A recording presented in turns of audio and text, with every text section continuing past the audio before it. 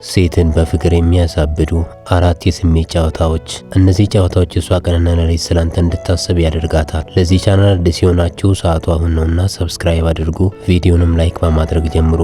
አንደኛ፣ ሁሌም ከምትለብሻቸው ልብሶች ውስጥ እኔን በጣም የሚያስቀናኝ አንድ ልብስ አለ በላት። እሷም በጣም በመገረምና በፈገግታ የትኛው ልብሴ ነው የሚያስቀና ማለቱ አይቀርም። አንተም ታዲያ ፈገግ እያልክ ከሁሉ በላይ ለሰውነትሽ ቅርብ የሆነው ነዋ ብለህ ዝም ትላታለህ። ምን ማለት ነው ብትል እንኳን ሌላ ማብራሪያ አትስጣት። የሰውን አእምሮ ስነ ልቦና የማዋቅር በየዕለት ተዕለት ግንኙነት ውስጥ የሚደረጉ እንዲህ ያሉ ስልታዊና ድንገተኛ የንግግር ውጥኖች በሌላኛው ወገን ላይ ግዙፍ የሆነ የፍቅር መነቃቃት መፍጠር ይችላሉ። አንዲት ሴት ስለ ልብስ ስትጠየቅ አእምሯ ወዲያውኑ ውጫዊ ፋሽን፣ ቀለሞች፣ ንድፎች ወይም በህዝብ ፊት ስለምትለብሳቸው ውጫዊ አልባሳት ማሰብ ትጀምራለች። ነገር ግን ሀሳቡ በድንገት ከዚህ ተራ ዙር ወጥቶ ወደ ውስጠኛውና ሚስጥራዊ ክፍሎች ሲሸጋገር የአእምሯ ማዕከላዊ ክፍል በድንገት ይገረማል። ይህ ያልተጠበቀ የትኩረት አቅጣጫ መቀየር የሴቷን ከምቾት ቀጠናዊ ውጪ አድርጎ ሙሉ በሙሉ አእምሯን በንግግሩ ላይ ብቻ እንድትጠመድ ያደርጋታል። ንግግሩ ከተጠናቀቀ በኋላ ወዲያውኑ ተጨማሪ ማብራሪያ አለመስጠትና ዝምታን መምረጥ ትልቅ የስነ ልቦና ኃይል አለው። አእምሮ ክፍት ሆኖ የቀረውን ክፍተት በራሱ መንገድ ለመሙላት ይሞክራል። ሴቷ በውስጧ ምን ማለቱ ነው? እስከዚህ ድረስ ምን አስተውሎ ነው? በማለት ንግግሩን በየሰዓቱና በየደቂቃው እንድትተነትነው ያደርጋታል። ይህ የማሰብ ሂደት እሷ ሳታስተውለው የፍቅርና የናፍቆት ሐሳብ በአእምሯ ውስጥ በጥልቀት እንዲታከል ያደርጋል። በማህበራዊ ሕግጋት መሰረት በወንድና በሴት መካከል የተወሰኑ የማይነኩና የማይጣሱ የግል ድንበሮች አሉ። እነዚህን ድንበሮች በለስላሳ በቀልድ መልክ ግን በድፍረት ማለፍ የሌላኛው ወገን የውስጥ ዓለም የመቆጣጠር ስሜት ይሰጣል። ውጫዊ ልብሶችን አልፎ እስከ ውስጠኛው ልብስ መዘርጋቱ አንተ ያየኸው ወይም ያስተዋልከው የእሷን ተራ ገጽታ ብቻ ሳይሆን እስከ መሰረቱ ድረስ ያለውን ማንነቷን መሆኑን ያሳያል። ይህ ደግሞ በሴቷ ዘንድ ይህ ሰው ከሌሎች የተለየ ልዩ እይታ አለው የሚል የባለቤትነትና የልዩነት ስሜት ይፈጠርባታል። በስነ ልቦና ውስጥ ሙሉ በሙሉ ያልተብራራና የተደበቀ ነገር ሁል ጊዜ ከግልጽና ከተሰለቸ መረጃ በላይ ከፍተኛ ዋጋ አለው። አባባሉ ፍጹም ግልጽ ሳይሆን በድንገት በመቆሙና ተጨማሪ ማብራሪያ ባለመሰጠቱ ምክንያት ከፍ ወዳለ ደረጃ ደርሰዋል። ይህ የማወቅ ጉጉት በሂደት ወደማያቋርጥ የናፍቆት ስሜትና ወደ አንተ የመቅረብ ከፍተኛ ፍላጎት ይቀየራል።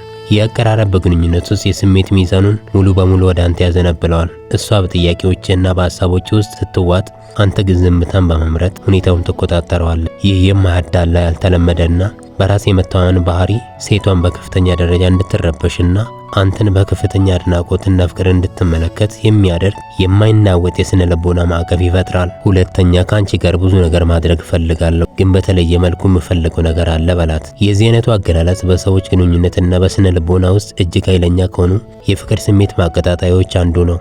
ብዙ ነገሮችን ፈልጋለሁ፣ ግን በተለየ መልኩ የምፈልገው ነገር አለ የሚለው አገላለጽ ሆን ተብሎ ክፍት ሆኖ የሚቀርብ ነው። አእምሮ ይህንን ጥያቄ መሰል ክፍተት በራሱ ምናብ ለመሙላት ይገደዳል። ሴቷ ወዲያውኑ በውስጧ ምን ማለቱ ነው? ምን አይነት የተለየ ነገር ለማድረግ ፈልጎ ነው? በማለት የተለያዩ ሐሳቦችን እንድታስብና የምናብ ዓለም ውስጥ እንድትገባ ያደርጋታል። ይህ የማወቅ ጉጉት ከማንኛውም ግልጽ ነገር በላይ ከፍተኛ የስሜት ሱስ ውስጥ ይከታታል። የሰው ልጅ በተፈጥሮ የተለየ ትኩረት ወይም ልዩ እይታ ሲሰጠው ከፍተኛ የሆነ የደስታና የባለቤትነት ስሜት ይሰማዋል። በተለየ መልኩ የሚለው ቃል ከሌሎች ሰዎች ጋር ከምታደርጋቸው ተራ ነገሮች ፈጽሞ የተለየና ለእሷ ብቻ የታሰበ ልዩ እቅድ እንዳለ ያመለክታል። ይህ ደግሞ ሴቷ በራሷ አይን የሚኖራት ግምት ከፍ እንዲልና በአንተ ላይ ያላት አድናቆት እንዲጨምር ያደርጋል። ሴቶች እንደዚህ አይነት ጥልቅ መልእክት ያለው ነገር ግን የተሰወረ ሐሳብን ከወንዶች ሲሰሙ በጣም ይገረማሉ፣ በደስታም ይሞላሉ። በስነ ልቦና ውስጥ ነገሩን ወዲያውኑ ከመስጠት ይልቅ ይመጣል ብሎ መጠበቅ የሚፈጥረው የደስታና የናፍቆት መጠን እጅግ የላቀ ነው። ይህ አባባል ነገሩን በየቦታው ሳይዘረግፍ ለቀጣይ ጊዜ የሚሆን ሚስጥር አድርጎ በመተው ሴቷ ያንን ቀንና ሰዓት በጉጉትና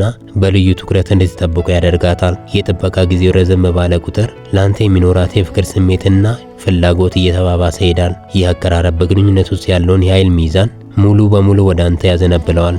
እሷ በጉጉትና በውጥረት ተውጣ ማብራሪያ ለመስማት ስትፈልግ፣ አንተ ግን ሁኔታውን በቁጥጥር ስር በማዋል የሂደቱ ባለቤት ትሆናለህ። ይህ አጓጊ ሚስጥርና በራስ መተማመን የተሞላበት አካሄድ ሴቷ አእምሯን ሙሉ በሙሉ በአንተ ላይ እንዲያተኩር ያደርገዋል። ሶስተኛ፣ ውስጥ የሰው ማቀፍ ስለፈለገ ነው ያቀፍኩሽ። እስከ ዛሬ አቅፈ ሰላምታ ሰጣት ካልሆነ ከወገብ በላይ ሰውነትህ ከሰውነቷ ጋር ሙሉ በሙሉ እስኪነካካ ድረስ ልክ ጥልቅ ናፍቆት እንዳለበት ሰው እቀፋት። ቀጥሎም ወዲያውኑ ቀስ ብለህ ወደ ጆሮ አጠጋ ብለህ በጣም ይቅርታ አድርጊልኝ፣ ከዚህ በኋላ እንደዚህ አቅፌ ሰላም አልልሽም። ውስጤ ሰው ማቀፍ ስለፈለገ ነው ያቀፍኩሽ። እንደዚህ ሰው ካቀፍኩ ቆይቻለሁ፣ ግን ይቅርታ ሳትፈልጊ ስላቀፍኩሽ ብለህ ቶሎ ልቀቃት። ይህንን ከማድረግ በፊት ግን ሰውነት ንጹህ መሆን አለበት።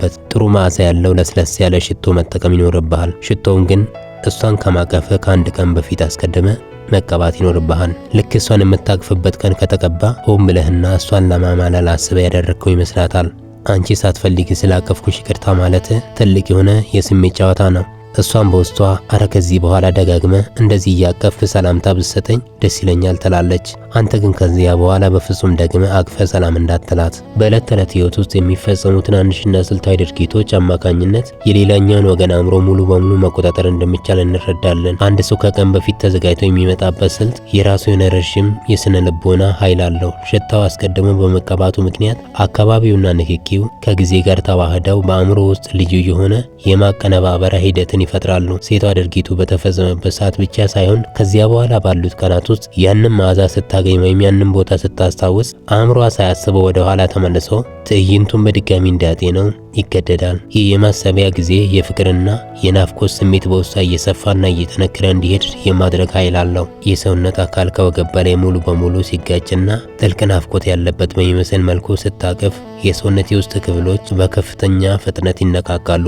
በባዮሎጂና በስነ ልቦና ጥናት መሰረት ይህ ያልተጠበቀ አካላዊ ቅርበት የመቀራረብና የደስታ ፍላጎት ሆርሞኖችን በድንገት እንዲፈስ ያደርጋል። ይህ የሆርሞን መዋዠቅ ሴቷ ከዚህ ቀደም ከማንኛውም ሰው ያገኘችው ተራ ሰላምታ ፈጽሞ የተለየና ልቧን የሚነካ ሞቅ ያለ ስሜት እንዲሰማት ያደርጋል። በስነ ልቦናው ሰዎች አንድ ድርጊት ሲፈጸምባቸው እንደየሁኔታው ምላሽ ለመስጠት ይለማመዳሉ። ነገር ግን ድርጊቱ በከፍተኛ ንጽህና፣ በስሜት ጥልቀትና ወዲያውኑ በመጸጸት መልክ ሲቋረጥ ሴቷ በውጪ በኩል መረጋጋት ቢመስልም ከውስጥ ግን ትልቅ ግጭት ውስጥ ትገባለች።